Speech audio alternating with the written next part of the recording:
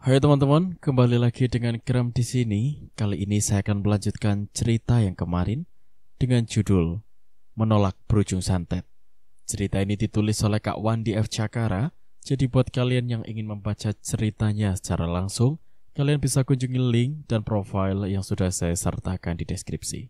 So, langsung saja kita ke ceritanya. Memang beneran Papa bilang begitu? Tanya aku. Maksudku agar Kak Husen yang menjawabnya. Beneran dong, Ma. Iya kan, Pak? Tanyanya pada Kak Husen yang akhirnya ia melihat ke arah kami lagi. Coba tanya sama Mama Marta, apa dia mau nggak jadi mama kamu? Dan si kecil itu pun dengan lugas bertanya. Mama mau kan jadi mama aku? Dan entah mengapa aku dengan cepat mengangguk mengiyakan. Hal itu tentu saja membuat Aisyah bersorak senang. Nanti kalau mama sudah jadi mama aku, kita tidurnya bertiga ya, Pak. Aku nggak mau tidur sama Ibu Anissa lagi. Iya dong sayang, nanti kita tidur bertiga. Tapi kamu jangan nakal sama mama ya. Tentu tidak, Papa. Mama kan sayang sama aku. Itulah obrolan kami yang pertama kali, yang membuat anganku mulai melayang tinggi. Sebab pada kenyataannya, aku tak pernah berpikir untuk menjadi seorang istri dari pengusaha sukses. Dan atas kesepakatan bersama, aku meminta waktu beberapa bulan ke depan. Alasanku, agar keluarga dan semua familyku akan kuberitahu dulu. Dan mereka juga butuh persiapan. Kak Husin sangat mengerti tentang itu. Ia menyerahkan keputusan sepenuhnya kepada aku. Akhirnya sukses juga nih Mbak Marta, kata Mas Arkan. Pagi itu, saat aku tengah membantunya menyirami bunga di taman. Sukses apanya, Mas? Tanyaku pura-pura tak tahu arah pembicaraannya. Sukses menjadi nyonya besar, lanjutnya. Mas Arkan ini ada-ada aja. Orang belum jelas kok. Lagi pula, aku ini kan kerja kontrak, Mas. Ya harus menyelesaikan dulu perjanjian kontrak dengan perusahaan. Yo, kalau itu sih gampang. Itu masalah uang yang dengan mudah diurus oleh Pak Husin. Pokoknya saya juga ikut senang melihat orang Indonesia bisa sukses di negara orang. Akhirnya kami berdua tersenyum dan kembali melanjutkan pekerjaan kami. 5 bulan aku melalui hidupku di rumah keluarga Kak Husin. 5 bulan sudah aku berpisah, meninggalkan orang-orang yang aku cintai. Dan 5 bulan sudah aku memendam kerinduan yang mendalam. Dan malam ini, aku sempat gelisah setelah membaca sebuah pesan dari Teguh. Padahal aku sudah mengganti nomor dengan yang baru, yang dari negeri ini. Ternyata, Mama yang telah memberikan nomor baruku kepada Teguh. Dalam pesannya, pertama, ia hanya menulis surat kalimat rindu. Dan pada pesan berikutnya, dia banyak mengungkap perasaannya yang entah benar atau tidak. Aku mencintai kamu, Marta. Aku sudah berjanji untuk dapat memiliki kamu. Aku tahu kalau kamu meragukan semua tentangku. Tapi itu wajar. Karena memang kamu belum pernah mengenal keluargaku. Statusku juga kamu pertanyakan. Aku tinggal di rumah kontrakan. Itu benar. Aku hanya seorang penyanyi daerah. Itu juga benar. Lalu kamu juga sempat mengatakan kalau aku orang miskin. Punya uang dari mana? Lalu aku membuktikan dengan membantu untuk biaya pengobatan papa kamu. Tapi, lagi-lagi kamu kecewakan. Kenapa? Kamu kembalikan uang itu. Kamu tak mau berhutang budi kepada aku. Namun di sini aku mulai curiga. Aku heran. Dari mana kamu bisa mendapatkan uang sebanyak itu dan mengembalikan uangku? Aku mulai berpikir, jangan-jangan kamu sudah berlaku tak sewajarnya. Sebab mana mungkin seorang pembantu bisa menghasilkan uang sebanyak itu? Kalau boleh, aku mau kamu menjawab dengan jujur. Dari mana dan dengan cara apa kamu mendapat uang itu? Aku menarik nafas berat. Bagaimana aku harus menyatakan ini? Kalau harus jujur, mungkin ia akan terluka. Tapi jika aku berbohong, suatu saat nanti luka itu semakin parah. Tapi aku harus memilih, biarkan ia terluka sedikit, daripada nantinya lukanya semakin parah dan membusuk. Ya, aku harus memutuskan sekarang ini. Demi masa depanku, demi masa depan kebahagiaan orang tuaku. Aku harus memilih yang sudah pasti dan membuang harapan-harapan yang belum jelas. Kata-kata Nisa masih jelas terngiang di telingaku. Coba, kurang apa Pak Hussein? Ganteng, kaya, penuh tanggung jawab, orangnya baik, dan dia memiliki pribadi yang tidak sombong. Asal kamu tahu tak, hampir 2 tahun aku bekerja di sini, aku belum pernah melihat Pak Hussein marah-marah. Nggak pernah dia memarahi kita. Kalau kita salah, dia hanya menegur dengan cara yang lembut. Pokoknya, jarang ada laki-laki seperti dia. Dan itu juga sempat dibenarkan oleh Mas Arkan. Ia juga merasa begitu. Makanya ia mendukung aku agar cepat bisa menjadi Nyonya Hussein. Tapi untuk memutuskan menjawab pertanyaan dari Teguh, tentu saja aku harus memastikan terlebih dulu tentang lamaran Kak Hussein. Minggu pagi, Ibu Salma ingin berkeliling melihat pemandangan kota. Kak Hussein sudah meminta Mas Arkan untuk menyiapkan mobil. Sementara Aisyah tentu saja harus bersama Nisa. Sebab babysitter ini sudah tahu betul kebiasaan si kecil. Namun ada yang berbeda kali ini. Aisyah tak mau duduk bersama Nisa. Dia meminta duduk di atas pangkuanku. Aku maunya sama Mama Marta. Di depan liatin Papa nyetir, ucapnya. Hal itu tentu saja membuat kami tertawa kecil. Bahkan Ibu Salma sampai bilang, "Nah kan Aisyah, saja sudah memanggil Mama. Jadi ya cepatlah kalian menikah," kata Ibu seraya mencolek pundaku yang duduk di depan. Iya tuh tak, mumpung lampu lagi hijau, celetuk Nisa. Dan entah kenapa lidahku terasa gatal menjawab begitu saja. Kalau aku sih terserah Kak Hussein saja. Mendadak kaki Kak Hussein menginjak rem, membuat mobil mendadak berhenti seketika. Untung saja mobil berjalan pelan. Kalau tidak, Kak Hussein menatapku. Apa yang saya dengar itu serius jawaban kamu, Marta? Tanyanya lembut. Ia menatap bola mataku hingga serasa menembus jantungku. Tak ada kata yang bisa keluar dari mulutku. Aku hanya menganggukkan kepala. Alhamdulillah. Hampir serentak kata itu terdengar dari Nisa, Ibu, dan Kak Hussein. Ayo ucapkan doa juga buat Mama Marta. Sekarang Mama Marta sudah menerima kamu sebagai anaknya. Dan nanti kita bisa tidur bertiga. Seperti yang kamu inginkan ya sayang. Dan si kecil Aisyah pun berdoa dengan caranya sendiri. Menengadahkan kepalanya sambil mengangkat kedua telapak tangannya. Alhamdulillah, sekarang aku sudah punya Mama Yaki. Setelah itu ia memelukku erat-erat. Terima kasih ya Mama. Iya sayang, balasku terenyuh hingga tanpa aku sadari sudut mataku mulai basah. Mama kenapa nangis? Tanyanya begitu polos. Ia tak mengerti kalau air mataku ini mungkin suatu ungkapan rasa yang teramat dalam, air mata bahagia. Mama gak nangis kok, hanya pedih, tak biasa naik mobil ber-AC. Oh, ya sudah Pak, matikan saja AC kereta ini, kasihan sama Mama. Kak Hussein menggeleng-gelengkan kepalanya, namun tak urung ia mematikan AC mobilnya. Tujuan kami hanya untuk berkeliling kota saja, demi untuk menyenangkan hati Ibu Salma. Namun, ketika melintas di sebuah jalan Selangor, tak urung si kecil Aisyah menunjukkan ke sebuah mall besar yang teramat mewah. Namanya kalau nggak salah, Sunway Pyramid. Sebuah kompleks perbelanjaan, hiburan, dan kuliner. Kak Hussein menuruti permintaan buah hatinya, tapi tak boleh lama, karena Oma akan capek nantinya. Aisyah memang anak yang cerdas. Dia tahu dan mengerti, maka kami hanya mengunjungi tempat kuliner, dan itu pun hanya sebentar saja. Selepas sholat maghrib secara bersamaan, Ibu Salma meminta kami untuk berkumpul. Saya sengaja mengumpulkan kalian semua, karena saya ingin menyampaikan kabar baik, yang mana Marta telah bersedia menerima lamaran dari anak saya Hussein. Jadi mulai sekarang, Marta bukan lagi kita anggap sebagai asisten rumah tangga, tapi anggap dia sebagai bagian keluarga saya. Kalian paham maksud saya? Serempak Nisa dan Mas Arkan menjawab paham. Kak Hussein terus saja menatap ke arahku yang memangku si kecil Aisyah. Tapi saya minta dengan hormat, kamu Nisa dan Mas Arkan, perlakukan saya tetap sebagaimana teman satu profesi kalian. Aku malu kalau kalian sampai memanggilku nyonya. kalian cukup panggil aku Marta. Kecuali ya di depan ibu dan Kak Husin, karena hanya mereka yang pantas untuk dihormati.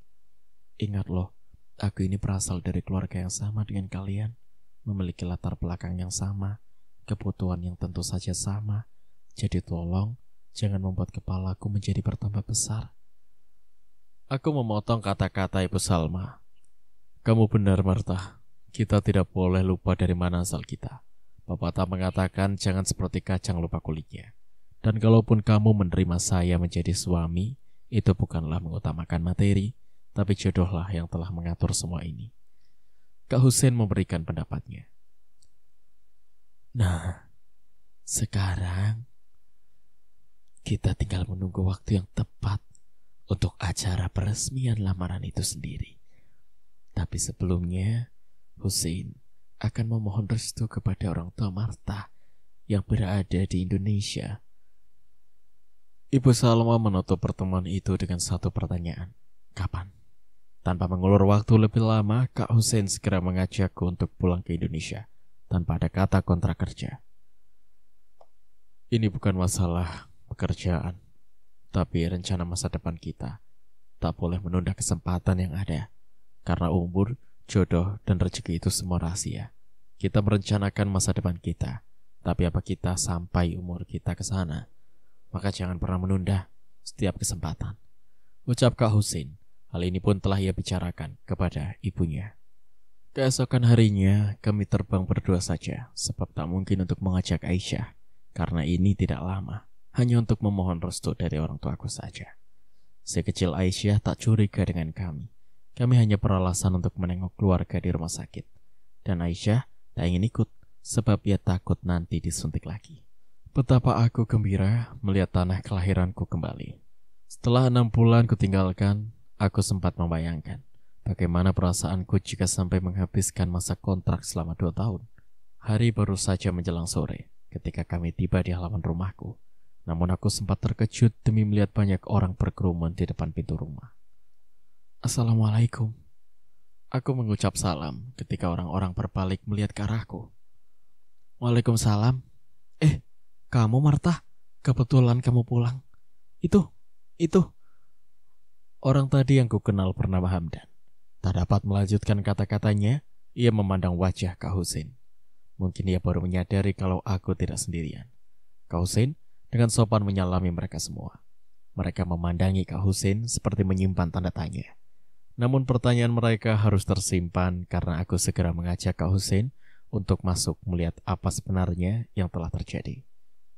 Marta, papa kamu. Ibu segera menyergap kedatanganku dan mengajakku untuk mendekati papa, yang kini terbaring dengan tubuh yang agak berbeda dari sebelumnya. Tubuh papa terlihat agak gemukan, tapi sepertinya bukan gemuk yang normal. Dari pipi, perut, dan pangkal pahanya terlihat membesar, seperti mengandung cairan yang berlebih. Dan wajah papa banyak ditumbuhi pintil-pintil hitam bagaikan kutil yang berakar, yang dalam sekejap saja sudah menutupi sebagian wajahnya. Bahkan perut papa yang tak lagi memakai baju juga dipenuhi pintil-pintil besar berwarna merah, seperti bisul yang siap memecah. Pintil itu bergerak-gerak laksana hidup dan bersemayam antara satu dengan yang lainnya. Aduh, panas. Papa melolong menahan sakit. 1-2 bisul mulai pecah dan mengeluarkan bau busuk yang membuat mual. Papa, aku menjerit dan memeluk papa tanpa menghiraukan bau. Mata papa memandangku, namun mulutnya tetap meringis menahan rasa yang menyiksanya. Kak Husin yang semula diam dan hanya melihat saja, kini mendekat. Kak Husin mengangkat pergelangan tangan papa, kemudian memijatnya pelan. Namun pijatan yang pelan itu cukup menimbulkan reaksi yang sangat luar biasa. Ampun, lepaskan, jerit papa semakin tinggi. Namun itu bukan suara papa. Siapa kamu? Tanya Kak Husin, entah berkata kepada siapa. Orang-orang pun saling pandang dan akhirnya terdiam saat Kak Husin melanjutkan interaksi. Tolong jawab pertanyaanku, siapa kamu? Dan siapa yang menyuruh kamu? Kalau kamu diam, maka saya akan menyiksa kamu dengan memaksa kamu keluar dari tubuh orang ini. Ayo cepat katakan. perintah Kak Husein. Aduh, sakit. Jangan siksa aku. Baik, aku akan keluar dan mengatakan siapa aku. Aku hanya suruhan dari Mbak Kriwol. Dia memintaku untuk mendiami Raka ini sambil terus menyakitinya. Tolong, sekarang aku mau keluar. Jangan halangi aku lagi. Suara dari dalam mulut Papa terdengar semakin serak. Baik, kamu boleh keluar, tapi tidak boleh pergi sebelum mengembalikan tubuh orang yang telah kamu sakiti ini. Seperti sedia kala. Selesai berkata, Kak Husein mengangkat lengan kiri Papa. Jari-jari Papa diarahkan ke atas. Ajaib dan sungguh aneh. Dari jari-jari Papa kini keluar asap hitam tipis. Dan asap itu kini mulai berwujud seperti bayang-bayang makhluk tinggi besar. Makhluk itu hanya terlihat seperti kabut. Ia tertunduk di hadapan Kak Husein. Nah, sekarang kamu boleh pergi. Tapi ingat, bila sekali lagi orang yang menyuruh kamu kembali mengganggu orang ini, maka katakan kepadanya, saya akan menghancurkan dia. Nah, pergilah. Sekali ini telapak tangan Kak Husein bergerak seperti menampar bayangan tadi, yang seketika itu pula berubah kembali menjadi asap tipis yang perlahan-lahan memudar, kemudian sirna tanpa bekas. Kejadian tadi tentu saja membuat semua orang yang ada di sana terperangah. Betapa tidak, mereka semua sama sekali tidak menyangka kalau penyakit Papa adalah penyakit kiriman dari orang. Warga pun banyak yang kasak-kusuk. Mereka berhubung-hubungkan penyakit Papa dengan pekerjaan Papa sebagai seorang petugas Satpol PP. Mungkin ada yang tak terima dengan tindakan Papa yang memang tugasnya menertibkan para pedagang kaki lima, dan itu membuatnya sakit hati. Kak Husein meminta segelas air putih yang kemudian ia balurkan ke seluruh tubuh Papa, dan wajah Papa seketika terlihat cerah. Papa dapat melihat kami di dalam kamar ini, dan Papa menatapku lekat. Martha, apa yang sudah terjadi sama Papa? Sehingga kamu harus pulang secepat ini, nak? Tanya Papa, sepertinya kebingungan. Terlebih lagi setelah ia melihat Kak Husein yang belum pernah ia lihat sebelumnya. Kamu siapa? Kelihatannya kamu bukan orang sini. Tanyanya pada Kak Husein. Papa, beliau adalah majikan aku di Malaysia. Tapi sudahlah, nanti saja aku ceritakan. Sekarang Papa istirahat saja. Sementara aku juga ingin istirahat, menemani majikanku. Kasihankan dia capek. Aku memotong pertanyaan Papa. Setelah beristirahat cukup, malamnya kami berkumpul di ruang tamu. Kami pun saling bercerita tentang apa saja yang terjadi di rumah ini. Sudah beberapa hari ini, di atas genteng selalu saja terdengar suara seperti batu jatuh. Papa mengira ada orang iseng yang melempari genteng. Tapi setelah menunggu, gak ada benda yang jatuh. Terus Papa juga mulai sering melihat keganjilan di kamar ini. Benda-benda yang bergerak dengan sendirinya. Lebih aneh lagi, di bawah tempat tidur ini, seperti terdengar suara letusan, senapan atau mercon. Papa kaget. Pas Papa lihat, ternyata ada satu keramik yang terangkat. Setelah itu, Papa kurang tahu lagi apa yang terjadi. Papa mengakhiri ceritanya. Untunglah, Nak Husein ini mengerti ilmu pengobatan yang sifatnya non-fisik. Padahal sebelumnya dokter bilang tak melihat gejala penyakit Papa. Apa Nak Husein pernah belajar ilmu kebatinan seperti orang Indonesia kebanyakan? Nampaknya Mama memang lebih cepat mengenali pribadi Kak Husein. Sebenarnya saya juga masih keturunan orang Jawa. Ayah saya orang Malang, dan saya juga sering bolak-balik dari Malaysia ke Indonesia. Mungkin nanti Martha beserta Bapak dan Ibu akan saya perkenalkan dengan keluarga besar saya. Sekalian silaturahmi juga mengurus bisnis saya. Iya kan Martha? Tanya Kak Husein. Aku hanya menuruti perintah majikanku saja, Tuan. Jawabku bercanda. Tak bolehlah kamu cakap seperti itu. Saya memang majikan kamu, tapi itu sebulan yang lalu, sebelum saya mengatakan niatan saya untuk meminang kamu. Jadi tolong hentikan kata majikan, karena kita adalah keluarga. Berita pertunanganku dengan Kak Husein beredar begitu cepat. Banyak teman dan tetangga yang sengaja menyempatkan diri untuk sekedar melihat dan membuktikan kebenaran berita tersebut. Dan mereka nampaknya sangat menyukai dari segi penampilan Kak Husin, yang selain ganteng juga simpatik. Kak Husin tanpa ragu menerima jabat tangan orang yang datang berkunjung ke rumah, yang sekedar iseng bertanya kesehatan papa. Padahal yang utama dari tujuan mereka, yaitu ingin melihat orang Malaysia. Sebelum kami meninggalkan rumah, Kak Husin berpesan agar papa dan mama hati-hati, sebab bukan tidak mungkin orang yang sakit itu berhenti sampai di situ. Mungkin dia akan mengulangi perbuatannya dengan cara yang berbeda. Untuk itu, Kak Husin menyarankan agar papa dan mama selalu ingat pada Allah dan juga jangan tidur sebelum tengah malam. Kak Husin juga menyarankan agar segera menghubunginya bila terjadi sesuatu. Memang berat hatiku untuk kembali ke negeri orang, sementara kesehatannya belum pulih benar, dan aku masih menyimpan tanda tanya besar. Siapa sebenarnya orang yang telah tega menyakiti papa dengan cara bermain ilmu gaib? Penyakit kiriman, kata Kak Husin. Meskipun mama sempat mencurigai Teguh, sama seperti dengan pikiranku juga. Mungkin memang kalau dia sakit hati atas penolakanku, tapi bukankah Teguh hanya seorang cowok biasa? Yang aku lihat cara bergaulnya pun tak beda dengan cowok-cowok seusianya. Dia tipe cowok periang, dan aku kira jauh dari kesan cowok yang hororis. Apa mungkin Teguh telah mengambil jalan yang tak terpuji dan terpaksa karena rasa sakit hatinya? Entahlah. Kami tak bisa membawa banyak oleh-oleh untuk orang rumah. Selain waktu yang terbatas, juga Kak Husin memang tak terlalu suka dengan repot-repot. Hanya martabak, lumpia, dan risol, dan beberapa makanan khas Indonesia lainnya. Tapi justru jenis cemilan seperti itulah yang mereka inginkan. Baik Ibu, Aisyah, dan Nisa, juga Mas Arkan, semua menyambut dengan gembira. Mereka serasa tengah berada di kampung halaman sendiri. Ibu Salma menatapku dengan tatapan mata seorang ibu yang tengah memperhatikan anaknya dengan cemas. Indonesia memang tidak ada bedanya dengan Malaysia. Di sini pun sama. Masih banyak orang yang mempergunakan ilmu-ilmu mistik seperti yang dialami orang tua kamu. Karena budaya kita juga masih sama. Kita sama-sama dari keturunan bangsa Melayu dan hanya terpisah laut saja. Beruntung kamu memilih kerja ke Malaysia, sehingga bila terjadi sesuatu, bisa dengan cepat untuk pulang.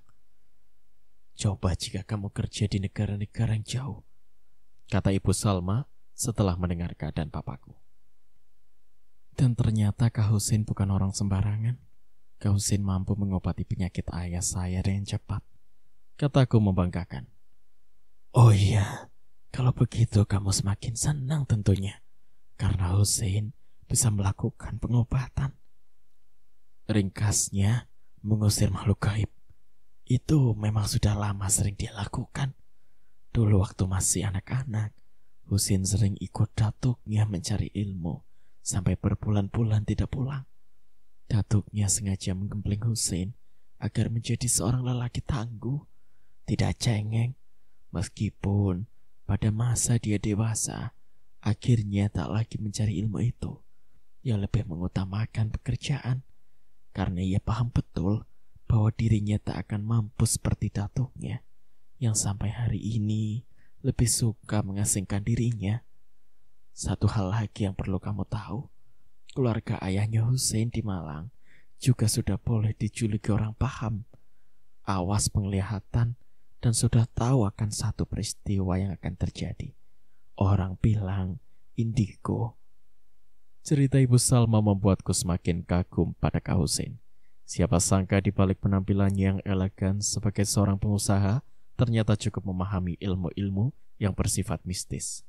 Sejak sore tadi Selangor diguyur hujan lebat, dan sejak sore juga kami tak ada yang keluar rumah. Nisa masih sibuk merapikan mainan Aisyah, menyusulnya kembali ke atas rak. Begitu pula dengan Mas Arkan. Aku melihatnya sudah berada di teras belakang sambil menikmati kopi dan menghisap rokok. Sementara Ibu Salma sudah masuk ke kamarnya setelah selesai sholat maghrib. Aku masih menemani Aisyah yang minta dibacakan buku cerita serial ternama di negeri jiran itu, Upin dan Ipin. Sesekali, Aisyah tertawa dan menirukan gaya suaraku yang menirukan kata-kata yang diucapkan kedua tokoh itu. Kak Husein masih tenggelam dalam halaman surat kabar sore yang belum sempat ia baca.